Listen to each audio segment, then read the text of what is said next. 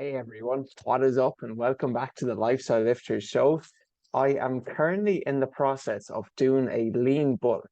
And my goal of doing the lean bulk is I want to obviously gain strength. I want to gain a bit of weight, but I don't want to gain excess weight and have excess body fat. So I'm not just going to be eating out of McDonald's 2 or 3 times a week. I'm not just going to be completely neglecting my cardio and not doing any of that at all.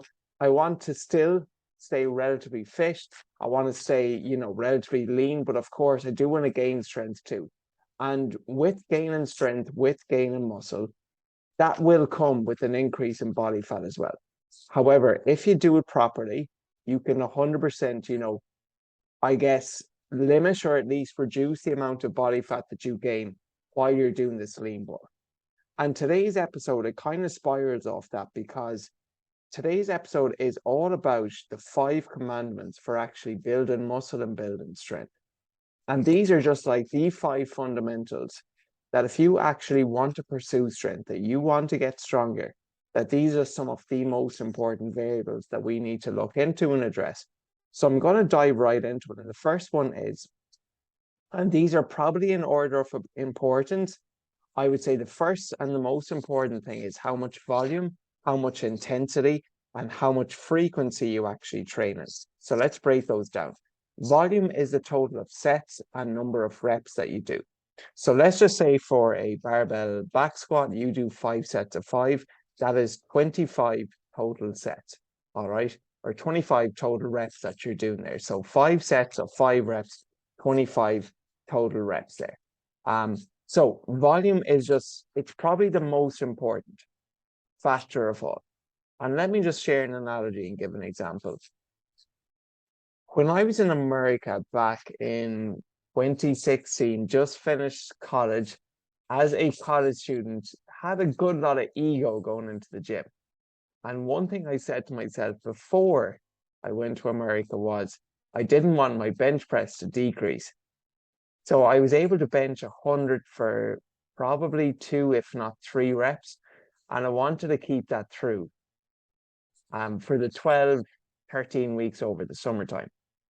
Okay, so got off to a pretty good start when we were working out in 24-hour fitness in Berkeley and would have been, still following a pretty decent training program at the time and would have been able to, stay within the 100 for 1 or 2 reps at least. I didn't build strength, but I definitely didn't really lose it.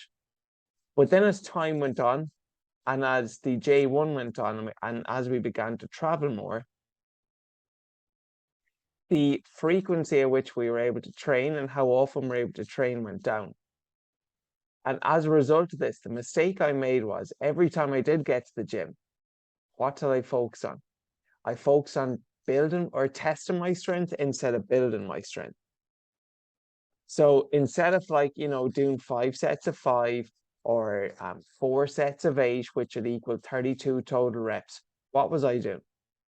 I was literally just working up to 100. So you might bang out 20 reps in the barbell, do 10 at 60, jump up to 80 for, 4 or 5, 90 for 2 or 3, and then you test 100. If you were to count up the amount of volume that I actually did there, how much working set, 60 was just a warm up. So that doesn't even really count in terms of actually working set. Of course, it does accumulate volume, but 60 kilos for 10, if my 1 rep max was, we'll say 105, wouldn't really count that as a working set. Okay, 80 for 5, so we did 5 reps. 90 for 3, we did 8 reps. 100 for 1, 9 total reps. Okay, that's the amount of volume that I reduced to come the end. So what do you think happened in my 1 rep max? It went down. And I was not able, unfortunately, to get to bench 100. I remember in Muscle Beach in the ultimate place that I wanted to bench it because my volume was too low. Okay, so moral of the story is focus on building your strength predominantly and not testing your strength.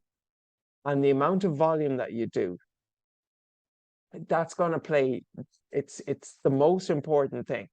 for actually building muscle and building strength. So just ask yourself at the moment, if there's a certain body part that you actually want to train and build, just count up the number of sets and reps you're doing.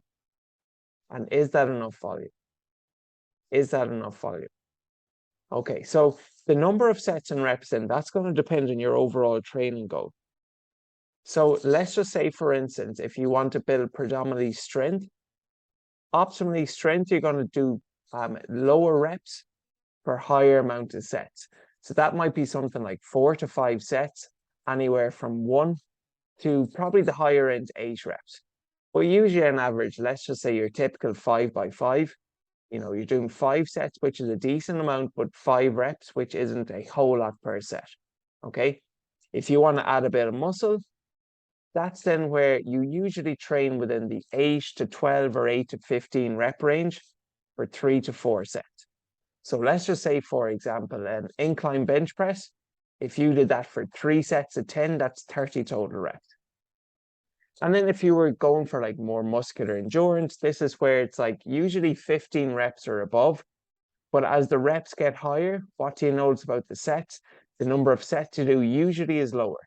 This could be anywhere from 2 to 4 sets. Now, this isn't to say, though, that you can't build muscle lifting in the 1 to 8 rep range, nor does it mean that you actually can't build strength by lifting in the 8 to 15 rep range. These are just general guidelines, but if you primarily want to focus on getting stronger, you're going to be doing lower reps for more sets. If you want to build a bit of muscle, you're going to be doing, a medium amount of sets and reps in the 8 to 12 rep range usually. And then if it's more so for endurance, that's where you're going to go in the higher rep range, 15 or above. Okay. But the amount of volume you do, that just might be the single most and the missing ingredient that could be killing your progress if you're not doing enough. Next thing we speak about is intensity. So volume, intensity, and frequency. And intensity is essentially the percentage of your 1 rep max you're lifting it. Okay. So let's just say, going back to the bench press there, if 100 kilos was my 1 rep max and I was to bench that, that would be a 10 out of 10 in terms of intensity. Okay. Whereas let's just say if it was 80 kilos, that would be roughly, if you're looking at 80%, you're probably at about your 5 or 6 rep max. Okay. So just the intensity then, that's going to be dictated by the weight that you have in the bar and the effort that you bring to your training. And here's the important thing to understand when it comes to intensity. So the higher rep that you do, the more reps that you do, the less intense it actually is. So for example, if you're doing something for 3 sets of 10, okay, that isn't as close to your 1 rep max as doing, we'll say, something for 5 sets of 3. I hope that makes sense. So the lower the weight that you're doing and the more reps that you do, the less intense it is as a percentage of your 1 rep max. Whereas the higher the weight that you lift and the less reps that you do, the closer that is to your 1 rep max. And I'll give an example, because lifting heavy, lifting in that, 3 to 5 or 1 to 5 rep range especially, that is quite taxing. And there have been times, let's say, doing a deadlift where afterwards you drop the bar and you need to just settle for a second, almost like hold on to a rack or something just to settle yourself, because it's so taxing. It's so intense in your body. Okay. So the intensity that you do, that's going to be dictated by the weight that you have in the bar, but also the effort that you bring to your training. Because we've all been there. I know that I've had trainings in the past where you're just going through the motions. You're thinking about what you're going to eat, what work you're going to do, what you're up to with the weekend, and your mind is on everything except the present moment. And I feel we all have those moments, but the only way that you can increase your effort is to increase your intensity. Does that mean you need to train to failure? No, it doesn't mean you need to train to failure. However, it does mean that you need to bring enough intensity that you can actually have your stimulus and you get your response. So for example, With the compound lifts, what we usually recommend in Mac Lifestyle Fitness is we leave about 2 reps in the tank, 1 or 2 reps in the tank. So the likes of your deadlift, your barbell back squat, your bench press, those kind of big taxing lifts, your overhead shoulder press, that we don't push those towards failure. Why don't we recommend pushing those lifts towards failure? Because just because there's such compound lifts, there's actually a higher risk of injury if you do push them to failure. So for those compound lifts, we always like to leave 1 or 2 reps in the tank and ideally train at about an 8 out of 10 intensity. Because if you go 10 out of 10 all the time on a deadlift, that is just going to fry you out long term. It will, it's just because they're so taxing. So if you can keep the intensity at an 8 out of 10, ideally for those compound lifts, the better. All right. So that just does require you to leave some of your ego at the door. You don't need to push it to failure, but you do need to train hard enough that you can still get that stimulus. You have that stimulus and you'll get that response. Now, then for the likes of like smaller accessory lifts, the likes of your dumbbell, bicep curls, your tricep push downs, your calf raises, these kind of lifts, absolutely push those to the limit. Okay, go to failure or near failure with those, because they're just, number one, they're less taxing, they're smaller lifts, they're single joint for just working one muscle, and there's a lower risk of injury, and they're completely fine to push to failure. You know, no one's ever going to get fried from doing 50 calf raises to failure. All right. Obviously, it's going to tire you out, but it's not gonna completely fry out your nervous system. All right. So that's what I would say. You don't need to train to failure on the compounds. For the smaller accessory lifts, you can definitely push those. All right. Or for the isolation lifts primarily. For accessory lifts, the likes of dumbbell bench press, maybe an incline dumbbell row, Bulgarian split squats, these kind of ones, you need to be training there where, you know, you might have a rep or so in the tank. Okay, you don't need to push to ultimate failure, but again, you need to train hard. And then for your single joint movements, as I was saying, the biceps, the calf raises, the tricep push downs, your upper back for band pull aparts, these kind of stuff, you can absolutely push those to failure or near failure. And that's not to say the training to failure is bad. I actually do feel it ultimately does have its place. It just depends on the lifts more so. But here's the interesting thing. Often when we think we're going to failure, there's actually much more in the tank. Because let me ask you a question, because I know I've done this before. Have you ever told yourself that you're going to do X number of reps? Let's just say 15 reps on an incline dumbbell bench press. And once you get to 15, or maybe once you get to 12 even, you start to slow down. 13, you grind it out. 14, you get it, and then 15, and that's you done. But I wonder, if you told yourself that you're going to do 18, and there's a gun to your head, would you be able to bang out 3 more reps? And often we can. We just set ourselves like an arbitrary rep range before we actually lift. So that's why I do think it's good practice to go to failure sometimes on like the accessory and isolation lifts to see what you're truly capable of. Okay, because often it's just your mind that's limiting you there. And there's much more in the tank for most of us than what we than what we realize. Okay, so we've gotten that so far. We got volume, we have intensity, finally frequency. That's how often you train. And what's the best workout split? The best workout split depends on your training schedule. How often can you train? How many times can you hit the gym per week? Okay, if you can only hit the gym 2 times a week, well, then I'd be saying full body. If you can go 3 times a week, maybe full body, or else upper, lower, full body. But ideally now, remember the goal of this is to build muscle and to gain strength. You need to be training each body part about 2 times a week. And the total number of sets per body part, we've a wide range here of 10 to 20 sets per body part. So let's just say, for example, you want to grow your chest. You do 5 sets of 5 in the bench. You do 3 sets of 8 on an incline dumbbell press. And that's 1 session. That's 8 total reps. That's 8 total sets. Your second session, you do incline barbell bench and you do 4 sets of 8. Then you do accessory work, the back off work, a flat dumbbell isometric bench press, and you do 3 sets of 10.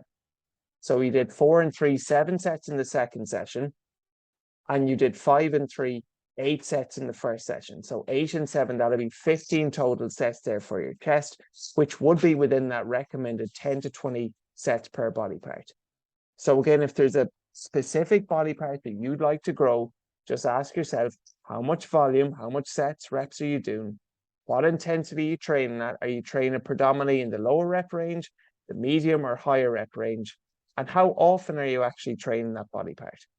Okay, so that is the first one. Secondly, then, second commandment for building muscle and strength is progressive overload.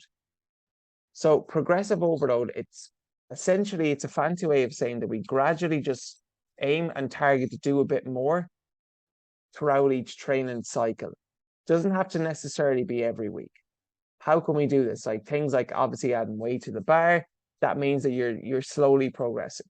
But I'm going to start out with probably the most beneficial form of progressive overload, in my opinion, is just simply improving your technique.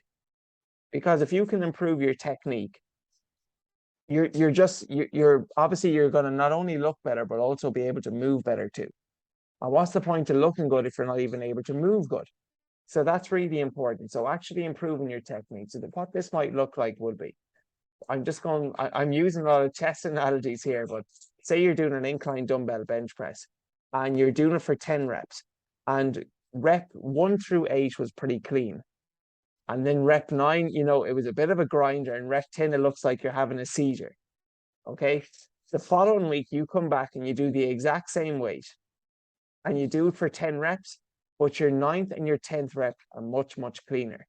That is probably the best form of progression, because now you've improved your technique and you've also improved your movement. However, there's obviously other ways that you can progress your training too. So a simple way might just be that you increase the number of sets that you do. Last week on the incline bench press, I did 3 sets of 8. This week I'm going to do 4 sets of 8. Going back to volume now. You've done an extra 8 reps till you've done an extra set. Okay, you can increase the number of reps that you do. So just using this incline dumbbell bench press, you were doing 3 sets of 8 at 20 kilos last week.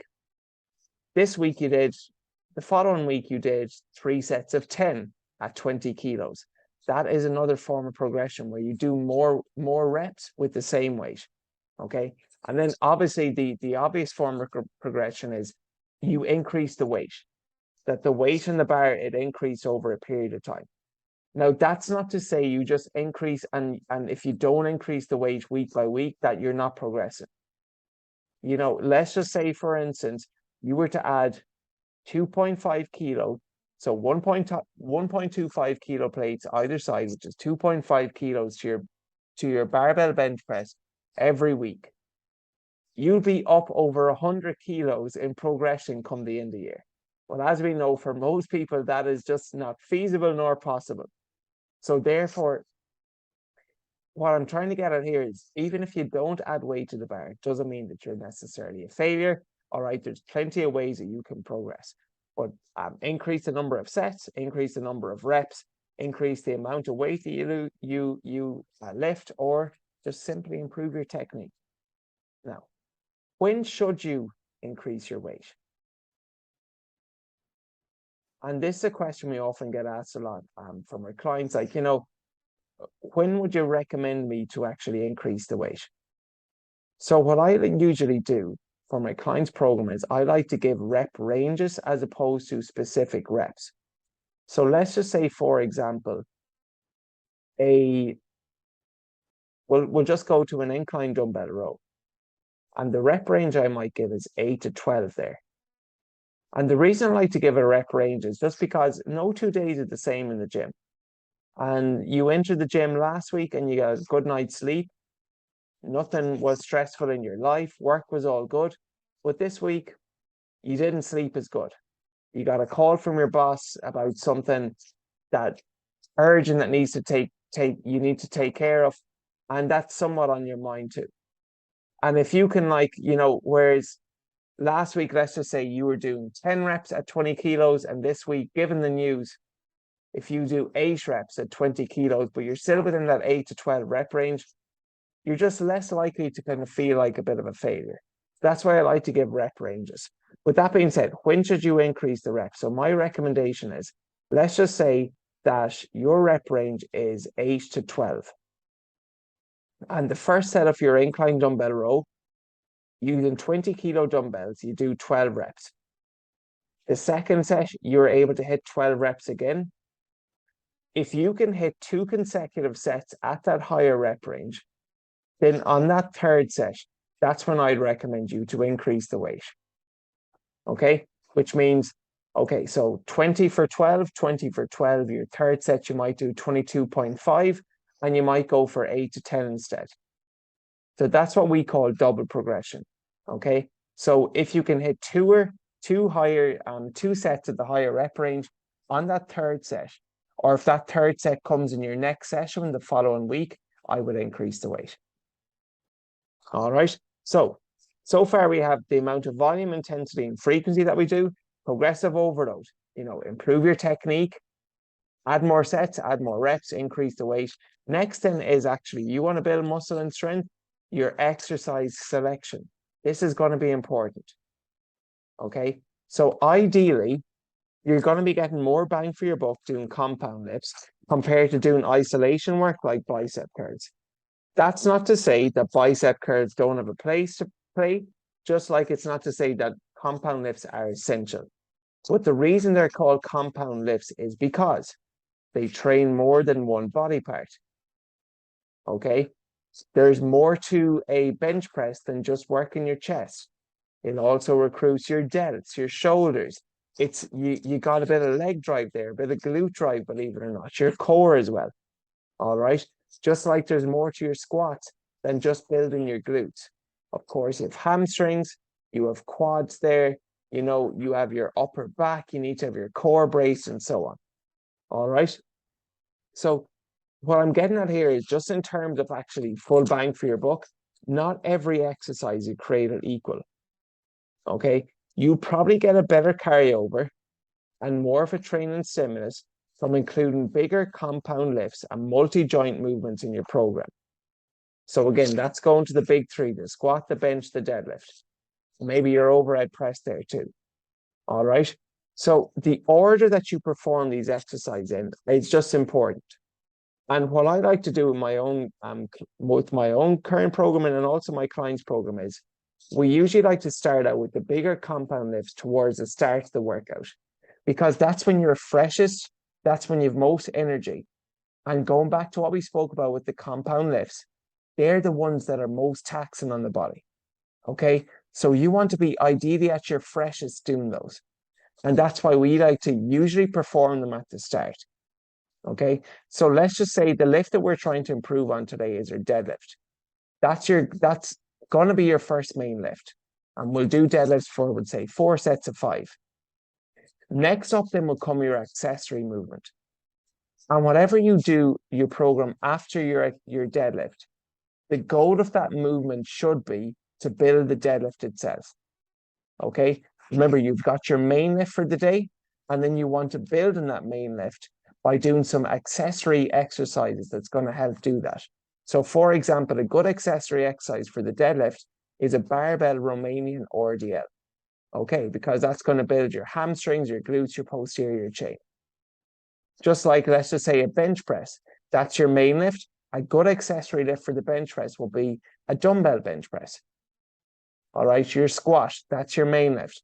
Great accessory lift will be rear foot elevated split squat. So whatever your big compound lift is for that day, your accessory work should try to build on that and improve that. And then finally, usually what we finish on is isolation work. So isolation work, let's just say it's an upper body session. We might then just bang out some like bicep curls or tricep push downs, which are predominantly just going to be focusing on those single muscles, those single joint exercises. They still will obviously benefit your bench press, but we'll say not as much as like a more specific exercise such as the dumbbell bench press. Now, there is no hard rule of thumb that you need to program this way. This is just usually best practice, but you know what? with one of my clients, actually, we're doing reverse workouts. And with Kieran, what we're doing is he's actually starting out with some accessory lifts. All right. So he's actually starting out with like doing a bit of a pump workout, and he's doing a bit of tricep push downs, some face pulls for his upper back, maybe some straight arm lat pull downs, and he's just getting lots of blood flow in his upper body. And then he's going to finish on his bench press. Okay, so that's the other way you can actually do it too, where you can finish in your compound lift. And the benefit of this approach, it's probably more optimal for people who are slightly older, who have more training history, and who just need a bit more blood flow before they can actually lift. Because the benefit of this approach is, as I just mentioned, you've got more blood flow, all right? And your triceps, your shoulders, your chest, if you're working those throughout your session and you're finishing on your bench press, you've got way more blood flow going. You've got a bit of a sweat done at this stage, and that way it's like you've already greased the groove in terms of your training. So that is an alternative option to where you can finish on your compound lift. All right. So it's again, there's no hard rule of thumb here with strength training. The answer is usually it always depends. Now, what I will say is perform your compound lift last compared to at the start. Your strength may decrease slightly just because it's at the end of your session, you might be a bit more tired. All right, but that option is always there too. If you're a lifestyle lifter who's kind of beat up and your joints are a little achy and sore, but you still want to train and get after it, maybe perform those compound lifts towards the end. Okay, so after volume, intensity, and frequency, we spoke about progressive overload, exercise selection. Next up then is your rest periods. And this is important for building muscle and gaining strength because your rest period is going to be dictated by the intensity. And in general, the lower the rep range, here's the crazy thing that people, find it hard to get their mind around. The lower the rep range, the more rest that you need. You're doing a deadlift for your 3-rep max. You might need upwards of 3 minutes rest there, compared to doing something like, let's just say, a dumbbell chest press for 3 sets of 10. If the goal for doing that is to build muscle, you want incomplete recovery. Okay, so ideally, again, going back to our training, there's no one rule or hard rule, but ideally, you want complete recovery for your compound lifts. For your squats, for your bench, for your deadlift, your overhead press, give yourself enough time. For most people, for the upper body, usually about 2.5 minutes. For the likes of your squats and deadlifts, that could be 3 minutes or upwards. Okay. There was an NFL athlete, Joe DeFranco trained, and he was doing sprinting. And sprinting is such an intense exercise. All right. And he was just practicing doing like a 40-yard dash. And the ratio of work to rest that he did was something along the lines of like 1:72, because he ran a 40-yard dash in, let's just say, 4 seconds. Okay. But then he needed like 8-9 minutes rest before he was actually able to do his second set, because he was trying to perform better. So if performance is the goal there and you want to push those compound lifts, don't turn your workout into a freaking cardio session, which a lot of these CrossFitters do. I like the way CrossFit brings intensity to their training, but I mean, doing deadlifts in a completely fatigued state 4 times for reps, it's a great way to injure yourself because, they're just such a taxing lift. You need to devote your full attention to them.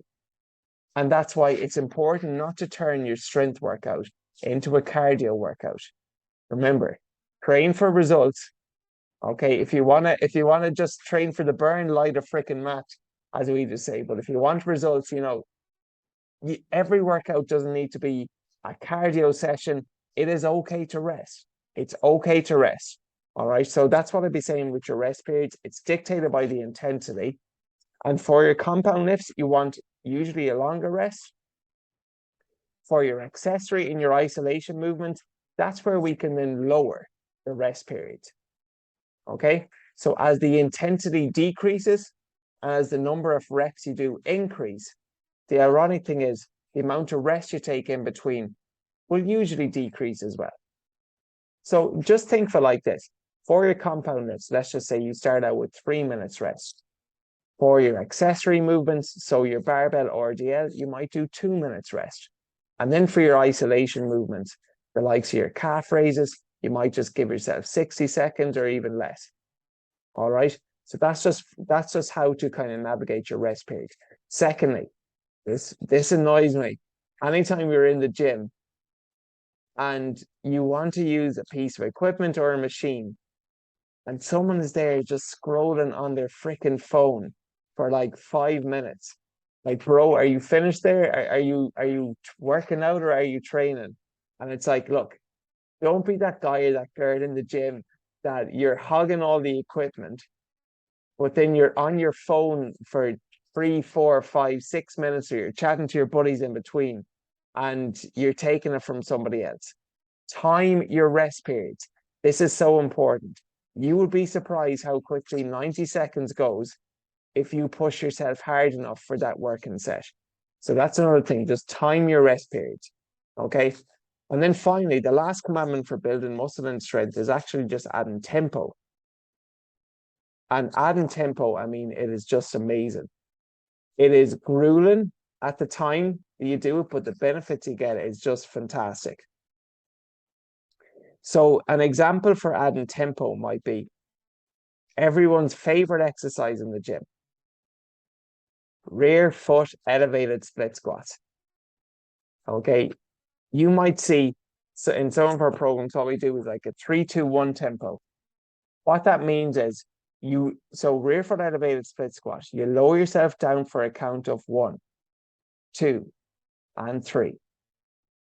Okay. You pause at the bottom for 2 seconds. So 1001, 1002, and then you try explode up for 1 second as quick as possible. And that's 1 rep. All right. So 3 seconds down, 2-second hold, 1 second on the way up. Now imagine you were doing 8 total reps. Okay. Each rep it should take you 6 seconds, which means 8 total reps will give you time under tension of 48 seconds. And here's the interesting thing. For time under tension, ideally, if you can keep your time under tension where that muscle is really working and you're pushing it hard to about 45 seconds, that's where studies have shown that's where the most growth, like usually in that range, can occur. All right. So it's interesting. The NFL Combine, it's an event in America, and one of the competitions that they do is a 225 bench press, which is 100 kilos for reps. And across the law of averages, what they find is most people start maxing out and completely slowing down come about 45 seconds. That just was like the average time under tension there before they had enough. So if you can add tempo, use tempo to your advantage for your accessory and isolation movements. All right. The more time under tension you get, remember, a muscle doesn't know if a weight is heavy or if it's light. It just responds to tension. And a good way of adding tension is by adding tempo. So what's another example that I like to use? So rear foot elevated split squats, 3-second lowering, 2-second pause, 1 second on the way up. Another nice one is a dumbbell isometric bench press. So imagine you're doing a flat dumbbell bench press. Here's a great way you can actually just spice it up a small bit. So you start off in the top position with the weights above your head. You lower both weights down, and then you keep your left arm rigid and in that bottom position, and you do 10 reps on your right arm. Now, that left arm, you're actually not pressing the dumbbells there, but that's accumulating a lot of time under tension because you're holding it in the bottom position. And then once you do 10 reps on the right side, you hold the right dumbbell now in the bottom position and you do 10 reps on the left side. Okay, so your right side now, it's tired from doing 10 reps. Now it's got to hold that bottom position while your left side is doing 10 reps. That's another great way. So that's an isometric dumbbell bench press or an isometric shoulder lateral raise. So imagine you're doing a lateral raise, you hold your two arms out straight, you work one side for, would say, 12 reps, and you keep the other side straight. Then you swap it over. And again, what are we doing here? We're adding more tension by adding more tempo. And tempo is a great way. It's also really beneficial too for tempo. You know, you're coming back after an injury, for instance. Part of your ego might be attached that, you know what, like I was able to bench 100 kilos like me 5 months ago. I want to get back up to that as quick as possible. But a coach can see that in advance, and he or she might say to that client, we're going to focus on building our bench press, but we're going to add some tempo where it's going to be a 3 second lower and 2 second pause, 1 second press. And if you do it that way, you're not going to be able to lift as much weight naturally because you're adding more tempo to it. But it's a good way for someone coming back from injury just to ease them back into it again. All right. So, and adding tempo as well, it's a great way to improve your technique too. Like if you can control a squat for 3 seconds on the way down, and you can hold that bottom position for 2 seconds with the neutral spine without rounding your back, without letting your knees cave in, that is a great, great way to improve your overall technique. Okay. But that is all for this week's podcast. So they are the 5 commandments for building muscle and gaining strength. Just to recap, the most important one, volume, intensity, and frequency. The number of sets and reps that we're doing, what percentage of our 1RM that we're working in, and how often we're training each body part per week. Next up, we have progressive overload. So increase the number or improve your technique, increase the sets that you do, increase the number of reps that you do, or add more weight to the bar. We have exercise selection. So ideally, you want to do compound, accessory, isolation movements. We have rest period. Rest is going to be dictated by your intensity. All right, complete versus incomplete recovery. Complete recovery for compounds. Incomplete recovery usually works better for your accessory and your isolation. And finally, tempo. Slowing down the tempo, lowering for 3, holding for 2, exploding for 1. That's just one example. Loads and loads of ways you can just incorporate these. But just adding these 5 things to your training, these are the 5 commandments for actually building muscle and gaining strength. All right, so that is all for this week's episode. Just have a think about now, what are 1 to 3 takeaways you're going to implement in your own training? Are you going to focus on adding more volume? I'd probably start there. Just count up the number of volume you're doing for that body part that quote unquote is lagging, that you've tried everything in the past to build it and it just isn't working. Well, maybe you're just not doing enough volume on it. All right. So whatever your takeaway is, implement something. Don't engage in a form of mental masturbation where you listen to the 40-minute podcast that I've just hosted and you don't do anything about it. Bring something with this to your training.